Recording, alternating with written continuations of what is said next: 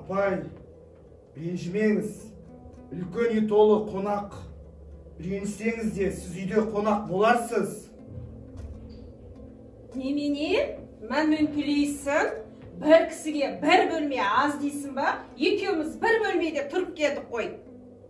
Зәлім-ай, Зәлімнің нағыз өзі екенсің.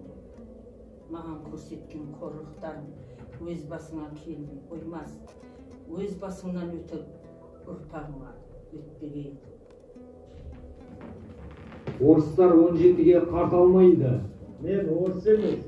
Сен қазақ та емес, орыс та емес, итсің. Мен сендей түрмеден қашқан ұры емес. Сен бе? Сен нағыз түрмеде шірітетін доңыздың өзісің. Есеней, жолбарысым-ау, сен болғанда мен бір қорлықты көрмес едім. Көлеңкен күндей жерге түскен бәйтерек едің ғой.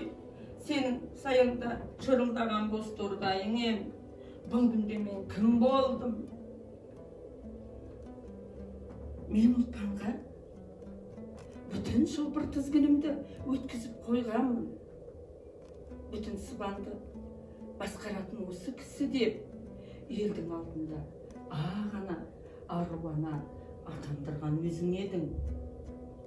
Елдің анасы да жалғыз қалады екен-ау.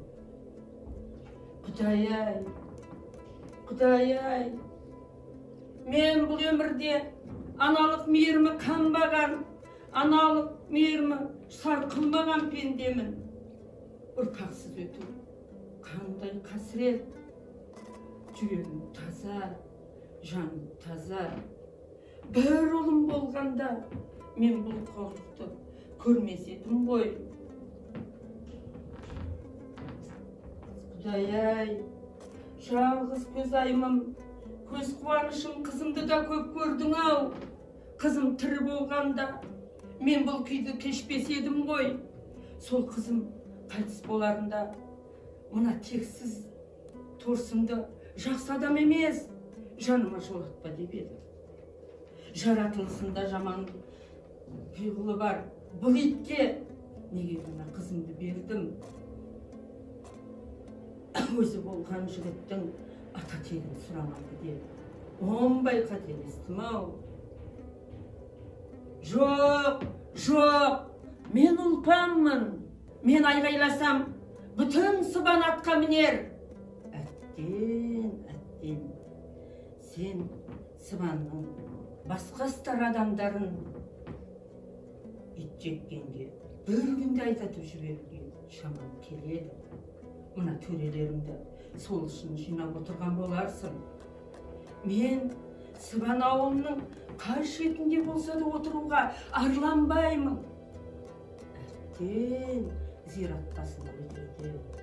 Өзім салған үйлерді қалай көріп етемін? Ол да емес-ау. Әркімнің маған аяй қараған көздерін қалай шыдармын? Сен мен отырған жерден Есенейдің ақ теңбіл аттарын сыңғырлатып өткенде құлағым қалай шыдар екен? Жоқ, мен бұған төзе алмаймын. Жаным арман.